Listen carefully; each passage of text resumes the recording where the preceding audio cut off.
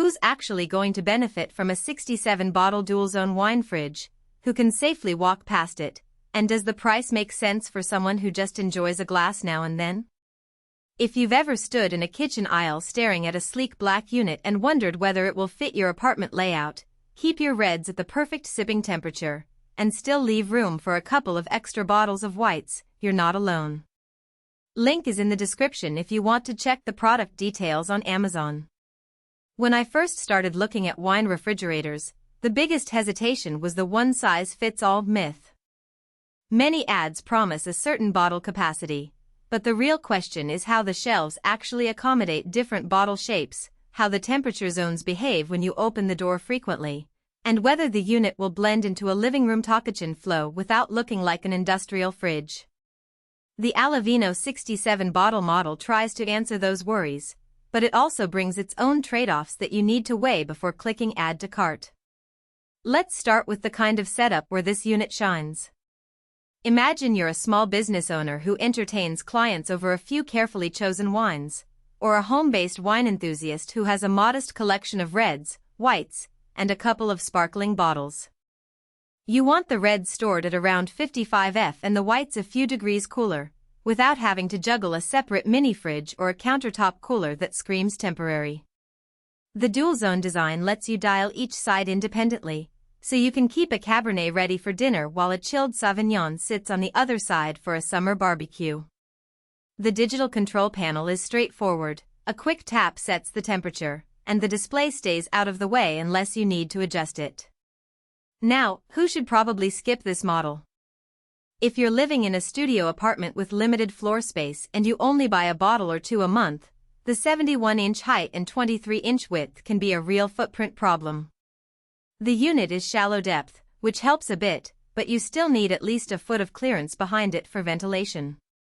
Also, if you're a collector with more than 70 bottles, you'll quickly outgrow the capacity. The Allavino is designed for a modest, curated selection, not a cellar-level hoard. Finally, if you're hunting for a bargain and are comfortable with a single-zone fridge that you manually adjust for different wines, the dual-zone price premium may feel unnecessary. From a practical standpoint, the first thing I appreciated during my Hansen testing was the FlexCount shelving. Instead of fixed metal racks that force you into a rigid layout, these shelves slide and can be positioned to hold larger champagne bottles on one side while squeezing in a row of standard 750 ml bottles on the other. I tried loading the unit with a mix of Bordeaux, a half bottle of Rose, and a few tall bottles of Prosecco, and the shelves accommodated everything without crowding. The only hiccup was that the shallow depth meant the back wall of the fridge filled up quickly. If you push too many bottles all the way back, you risk blocking airflow and the cooling performance can dip by a degree or two. A quick rearrangement pushing a few bottles forward restored the even temperature I was looking for. The Truvino cooling technology is marketed as energy efficient and precise, and in real life that translated to the fridge staying within the set temperature range even after opening the door a few times per day. I measured the ambient kitchen temperature at about 72 F and set the red zone to 55 F, white zone to 48 F. After a dinner party where the door was opened repeatedly for about an hour, the red side rose to only 56 F, and the white side stayed at 49 F. That's a reassuring margin if you're serving a bottle that's just been taken out of the fridge and you need it to stay chilled for the next round.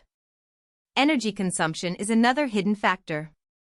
A lot of reviewers forget to check how much electricity a tall fridge draws, especially when it runs 24/7. Allavino's specifications claim a low wattage draw, and my electric bill over a month of normal use didn't show any noticeable spike.